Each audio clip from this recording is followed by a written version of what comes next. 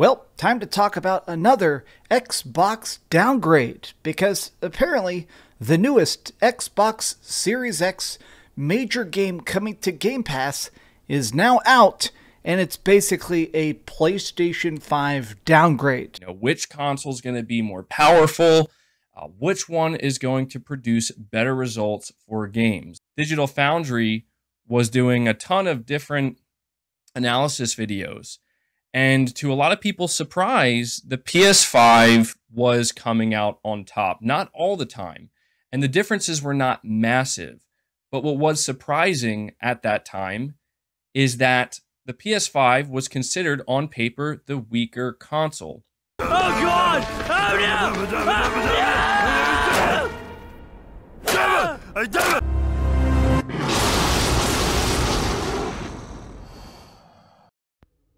You know, it's a nice day in Wales today. Could be out there touching grass.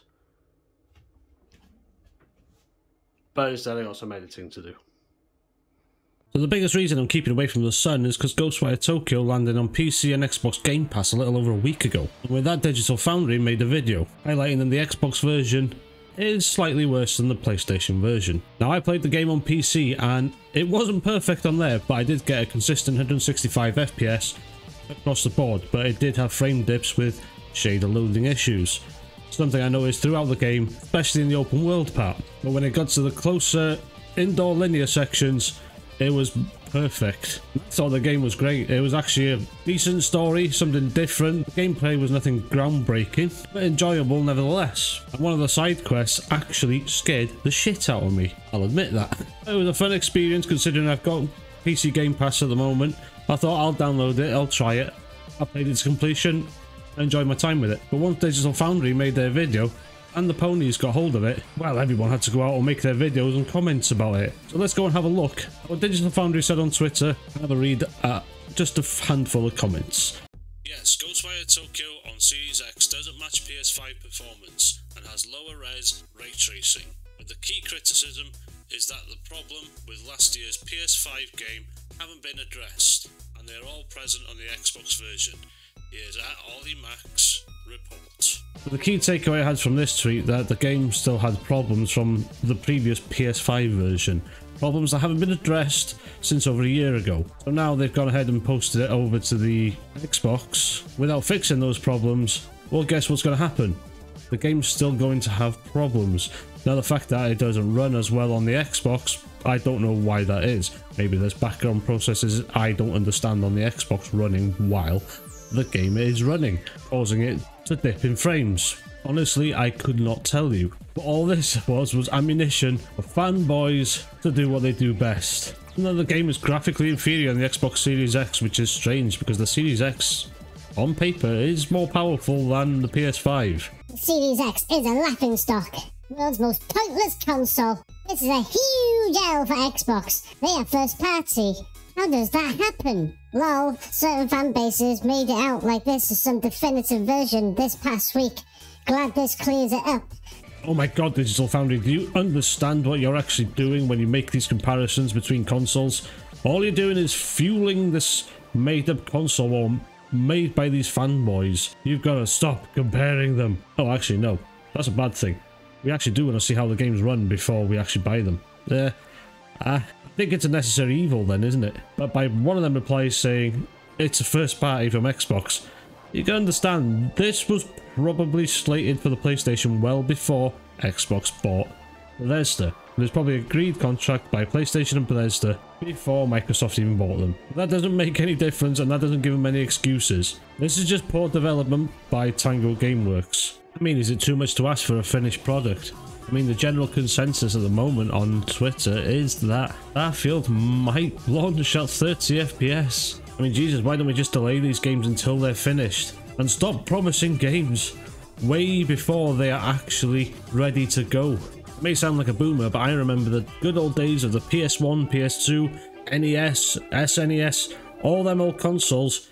When you bought a product, it was finished. But not all games were perfect on them neither. But when you bought a product, it was finished. Now in the modern age with the ability to actually send out patches, developers are just going, right, we'll release the game, and then send out patches just to keep everyone happy. It shouldn't be accepted, and you shouldn't throw your money at these people. So let's go and see a couple of YouTube videos, only highlighting some of the best bits. One from MBG and a bit from Dreamcast Guy. And actually, Dreamcast Guy has decent points in his, to be fair. All right, guys, welcome back to the channel. Welcome if you are new. Thank you for joining me today. We have not necessarily breaking PlayStation news or anything like that to go over, but we have something that I think is pretty interesting. Let's be honest, the only thing is interesting because Xbox has taken a slight L this time. Just notice how much he's smiling.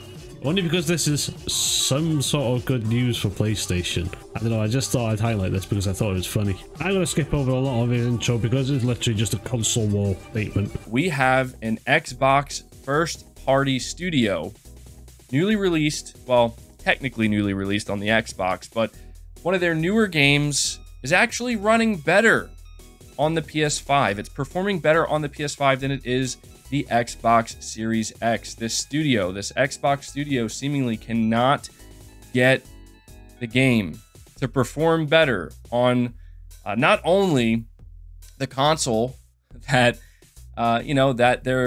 the publisher that owns them produces, but the supposedly more powerful console, right? And already he has overlooked the glaring issues of this game that Digital Foundry have said in their video. Let's go and have a look at that, shall we? After a year of PlayStation exclusivity, Ghostwire Tokyo is finally out on Xbox. This open-world horror first-person adventure mashup is definitely a unique game, but it did suffer from a range of technical issues when it first launched. Poor performance and sluggish controls plagued the PS5 version of Ghostwire, along with an overwhelming range of graphical options. So has developer Tango Gameworks solved these issues for the Xbox release? Or is Ghostwire Tokyo still a technically uneven experience? Now I didn't just hear that incorrectly. Digital Foundry themselves said that the PlayStation version of the game had very bad problems from the get-go. Okay, some of them problems have been fixed on the PlayStation now, but the game still isn't perfect. Ghostwire Tokyo on Xbox Series S and X is a big disappointment. The key problems from the PS5 release haven't been fixed, so performance is inconsistent, input feels very sluggish, and there are a ridiculous number of visual options. You see, even I can hear them say that the key problems from the PS5 release still haven't been fixed, and the game is still plagued with a lot of visual problems and input lag apparently. Go and watch Digital Foundry's video for yourself. They did all the hard work. And on top of those common issues, frame rates tend to be substantially lower, and ray tracing quality is worse and suffers from visual glitches.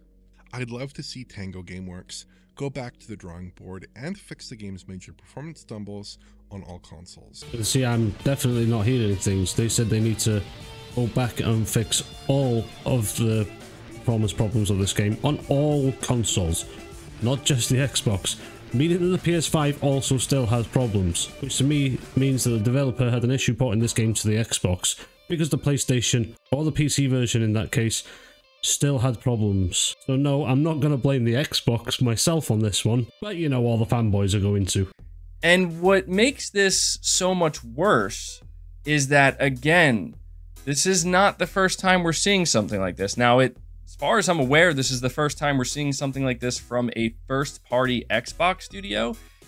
But yeah, this is just like the final nail in the coffin, it seems. Maybe not. It's still relatively early in the generation, but it's hard not to feel that way. So I have a report here. This is coming from VGC, and the title says, Ghostwire Tokyo on Xbox performs, quote, quantifiably worse than the PS5 version, end quote. Well, I wouldn't put the words quantifiably worse there. 10 FPS and a couple of visual downgrades isn't that bad. Compared to the PC version anyway.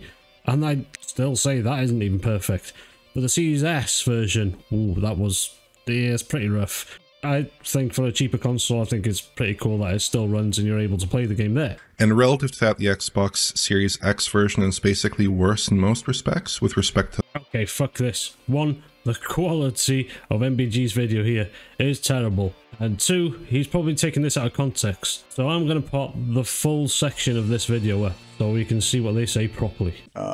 Bethesda this week, Ghostwire Tokyo, which, Oliver, you're taking a look at now, and it's actually turning out to be quantifiably worse than the existing PlayStation 5 version, which in itself wasn't great to begin with.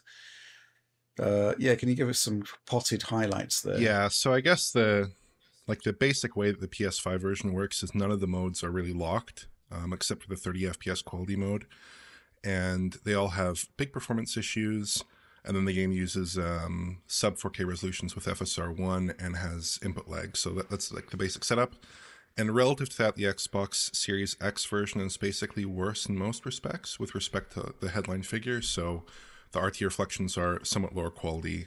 There are shadow alignment bugs with the RT shadows. The resolutions are pretty similar for the most part, but the quality mode has a moderately lower resolution in PlayStation 5, it looks like. Moderately lower resolution in PlayStation 5, it looks like.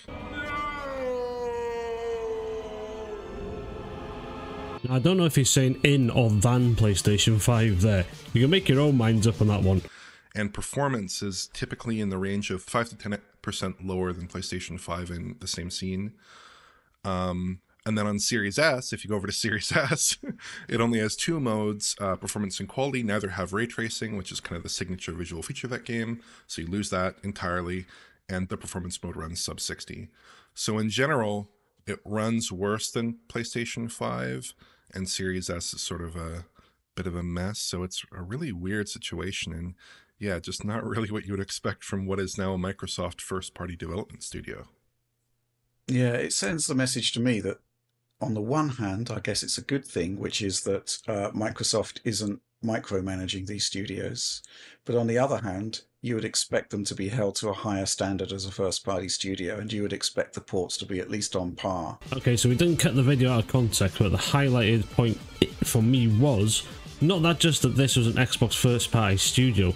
It is the fact that the micromanaging from Xbox doesn't exist. Phil Spencer said they let these developers do what they want and have the freedom to do what they want without Xbox interfering.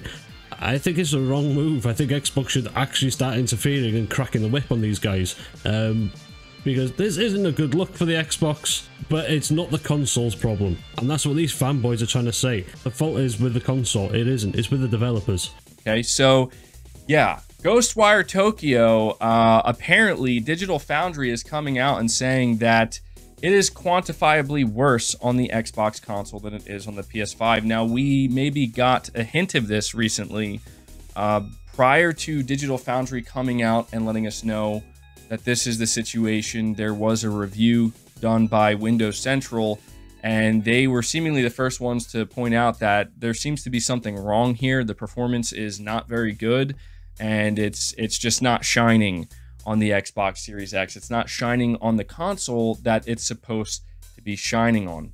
But it's not shining on both consoles. If you want the definitive version, get it on PC.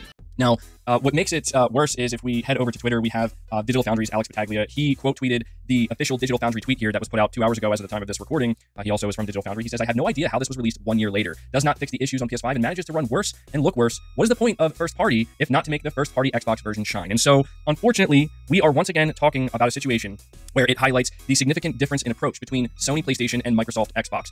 One platform holder, one console manufacturer prioritizes their own hardware that they're asking people to go out and spend $500 on. The other is simply not doing their job. In my opinion, they are not doing what they should be doing, and that is prioritizing their Xbox Series X buyers. Instead, what they are doing a week after coming out and letting all those Xbox Series X buyers know that, hey, whether you plan to pay $70 for Redfall or maybe you're going to subscribe to Xbox Game Pass, either way, if you're playing it on the world's most powerful console, you're not going to have a 60 FPS performance mode at launch. You're going to have to wait for it because we're rushing out the game because we are simply not prioritizing the Xbox Series X buyer and player. That is not the priority. A week later, we are finding out from Digital Foundry that a first-party studio title that released first on PS5 and had an entire year to become the so-called definitive version. Turns out it can't even match the PS5. Now, some people will blame the developers, but at some point you have to begin to ask, is it really the development team, or is it just that maybe Xbox bet on the wrong horse when it comes to the thing that they chose to prioritize with the Xbox Series X? Because for those who don't remember, the reason why I prefaced this conversation by referencing the lead-up to the launch of these consoles, Microsoft was flexing the fact that they had a bigger GPU, full RDNA 2, excuse me. They had the world's most powerful console, and they had reassured the Xbox fan base that if you bought the Xbox Series X, you can expect better versions of games. And I think the bare minimum expectation from Microsoft is, at least with games that are coming from your first-party studios, you can absolutely expect that. And we are literally seeing the opposite of that. They are embarrassing Xbox Series X buyers and owners, and Sony is out here, they have been out here showing Microsoft, showing Xbox how it's done. And this is why I have been advocating for years that Microsoft needs to copy what Sony's doing. In this case, they absolutely need to copy what Sony's doing. Sony would never allow a situation like this to occur with one of their first-party games. No, I know it's not first party, but all you fanboys were hyping it up as Forspoken. How did that run on the PS5? The game was made specifically for the PS5 and PC only. And look what kind of shit show that was. If that ever gets ported to the Xbox, that's gonna be fucking terrible. Are they gonna shit on you at that point? No, probably not. Now, I'm not gonna play the rest of MBG's video, because it's just waffle on about PlayStation good, Xbox bad, which is the same narrative these fanboys always go on. Let's go have a quick look at Dreamcast, guy, and I'll give you my final thoughts after that. Well, time to talk about another Xbox downgrade, because apparently the newest Xbox Series X major game coming to Game Pass is now out, and it's basically a PlayStation 5 downgrade. Calling it a PlayStation 5 downgrade is a good way to trigger the Xbox fanboys. Well done there, Dreamcast guy. I should have thought of that one myself. But waving your controller about like that is not a good thing to do. I'm going to skip over a lot of this video. I'm just going to highlight some points. He does have some decent points in this video. Today, I was actually taking a look at this over on Twitter. Digital Foundry has just dropped a new video all about Ghostwire Tokyo. Now, it's important to just point this out. This is a Microsoft game. This is an Xbox game studio making a game for the Xbox Series X after it originally was on the PlayStation 5 due to contractual obligations, and yet somehow this version is just substantially and measurably worse from everything from it actually has input delay, which is, I mean, literally measurable. You can actually see the fact that it has a million different graphics mode, but even in these graphics modes, the pixel count, the PlayStation 5 version is across the board just technically better. Okay, so PS5 and Xbox versions, Digital Foundry said they both had input lag on the controllers. But I do like the fact that he highlighted that it was a contractual agreement between PlayStation and Bethesda at the time the game was being developed. Even when it comes to frame rate and stuff, if you want the best version of this Xbox game, you can't play it on Xbox. I mean, even frame rate and stuff, technical details, it's just insane to me because it doesn't really make sense. I mean, why would Xbox make this game better on the PlayStation 5? What is causing them to do this? Xbox aren't the one that made this better on the PS5. Xbox had nothing to do with this game. It was all Tango Gameworks and then published by Bethesda. Xbox have nothing to do with this game, which I'll go back to my previous point. I reckon Xbox should micromanage these games a little bit better, go a bit more hands-on with these development teams, not just crack the whip, but help them make the game the best it can be on the console they are trying to sell for $500. Now, the previous theory that a lot of people were kicking around as to why cross-gen stuff, cross-party stuff, things that were coming to the Series X and the PlayStation 5, most of the time they run better on PlayStation 5, and the prevailing theory was the fact that, honestly, PlayStation 5 sales are just so much higher, maybe they were favoring it. A lot of console sales, I mean, let's face it, software is going to be way, way higher on the system that has more consoles. And you know what? I know he's just spitballing a theory here, but it's not too crazy to actually think about. The leading console to have the best version of games, and that development studios prioritize that console. It's not too far-fetched of a theory. I don't really want to think of it like that, and I hope the development teams don't think of it like that. But it is an interesting thought. I will give Dreamcast guy this one. I mean, if we just look at it, just a side-by-side comparison, Xbox sales are very low, and they keep somehow going lower, whereas the PlayStation 5 is literally breaking records, it's selling so fast. But this kind of disproves the theory that everybody's had. Everybody assumed that, you know, there was some sort of background decision, board meetings of people saying, okay, make the PlayStation 5 version first, make the Xbox version second. We need to make sure that our main sales point, where it's actually going to make us the most cash, is where it runs best. I honestly couldn't confirm if this was true, but if that actually did happen, it's quite scummy. And to be honest with you, it is still not a far-fetched idea. It's a business tactic, and it works, which is horrible to think of, But this is how corporations think. Where are we going to make the most money? Okay, make sure the product's good there. We sell product, we make money. It's that simple. This is far from a defense from the game. It's inexcusable still, and the game was still selling full price on Xbox stores, on the PC stores. The only bonus is we got it on Game Pass, but that's still not an excuse because that's a subscription that people pay for. But now we know that's not the case. I mean, this technical breakdown with Ghostwire Tokyo is extra confusing because this is with an extra year of time. This came out on the PlayStation 5 last year. And I'll be honest, I loved it. I loved it more than most people did, honestly. A lot of people kind of had problems with its grindy open world settings and stuff, but I really enjoyed it. I'm a big fan of Tango Gameworks. Fair point. I enjoyed the game as well. I didn't like its, I wouldn't call it grindy. I didn't like the checkmark system. Basically, it gives you a map with a shitload of icons, follow these quest markers. Instead of just letting the player discover stuff on their own, and then the player would actually be incentivized to spend more time in the world. Me, once I'd completed the main story and did a few side quests, I went, fuck them checkmarks. I ain't doing all that shit. So, yeah, that was my only gripe with it. But otherwise, the gameplay, everything was quite good. I think it's honestly one of the best studios that Xbox has. Obviously, their other game, Hi-Fi Rush, was also a freaking masterpiece.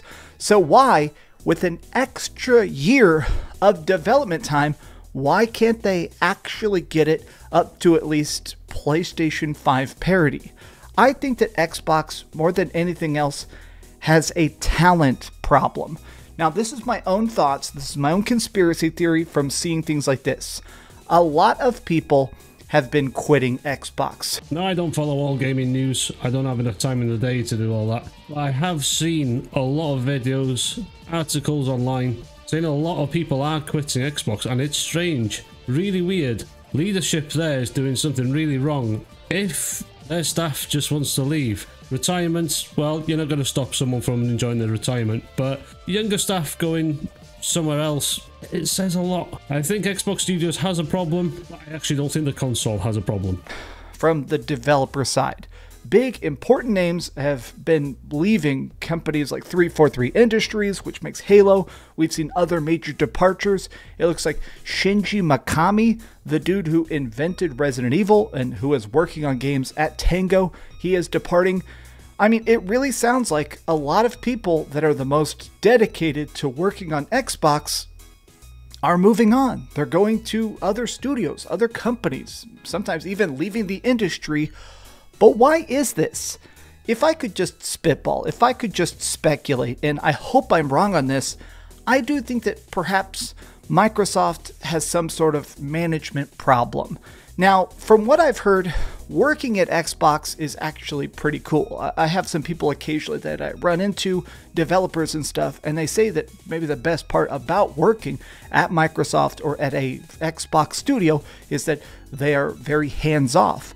They leave you the freedom to make your art, to be creative, to figure things out. They're not one of those crappy companies that's imposing their views and crushing you down. It sounds like they really do give people a lot of long leash, a lot of long leeway.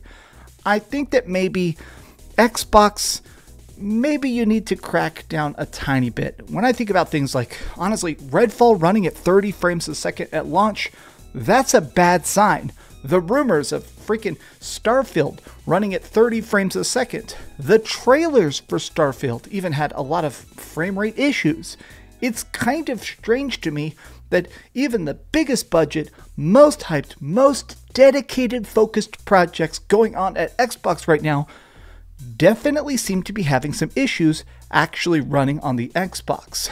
I honestly couldn't have put it better myself. Xbox do need to be more hands-on with their studios, just like Sony is. And I don't want to give Sony too much praise, but everything they've brought out first party has run absolutely fantastic on the PS5. God of War Ragnarok ran great, looked great, no issues with it. Horizon Forbidden West, there were some weird bugs at the beginning. They were actually quite funny to look at, but it ran perfect. A smooth 60 frames per second. I didn't find any issues with it. Thought it was actually really good. Xbox's glaring problems are, I don't think they know how to manage these studios properly, and they need to get on with it and help these studios become better than what they are. Now, the point of this video is to say, basically, the fault here isn't with the Xbox console itself. It is with the developers. MBG was wrong to say that. Don't use the excuse that it's the developers. It is the developers' fault. And Xbox needs to address this issue. I mean, fucking another issue they need to address is the fact that they need to push more games out on this console. There is a hefty slew of games there for you to choose from on Game Pass. To be fair, I've enjoyed a few games on there. I've subbed for a few months now just to complete some of the games they've got on offer. But I highlighted MBG's video because he was coming from a total fanboy perspective, where I know Dreamcast guy loves his PS5, and he is a PlayStation fanboy, but in all fairness, he didn't just shit on the console, where MBG was shitting on the console. I, on the other hand, have no experience with the Xbox Series X at all. I've never even seen one in real life. I have no interest in using it. But I do have an interest in games because I can play them on the PC. Now, I want Xbox to go back to the days of the Xbox 360 because that is where they shined. The Xbox 360 was fucking magnificent. It was the best thing Microsoft have ever done because that thing had games. I didn't give a shit how they run. They were just good games. Back then, I didn't know what FPS was. I just saw a game, liked it, bought it home and played that shit to death because the 360 was a magical time in gaming when online became the bigger thing, when the internet connection here in Wales became a little bit better and we can fucking shout abuse at each other on Modern Warfare 2. They were great days. Xbox at the moment have not got that experience at all. That experience at the moment isn't on either console. PC is the only place where you actually get that experience these days. But I will defend the console here by saying it's not his fault. It's definitely a development thing. Like I said earlier, look at what Square Enix did with Forspoken. That was a train wreck across the board. It was a train wreck. I mean, the game needed a 4080 to run properly on a PC. I've got a 4080. What am I putting it through that stress? And that'll do it for me today. Let me hear what you guys think. This video is probably the longest one I've ever done. I've got to calm down a little bit with the size of these videos. But let me know what you guys think of this game being running worse. Is it a detriment to you? Have you got an Xbox Series X? Are you pissed off with the console? Are you happy with the console? Let me know your thoughts in the comments below. I look forward to hearing your guys' comments. I need to go and enjoy the sun, boys. Like, comment, share, subscribe if you so choose to. I love you all. I'll catch you in the next one.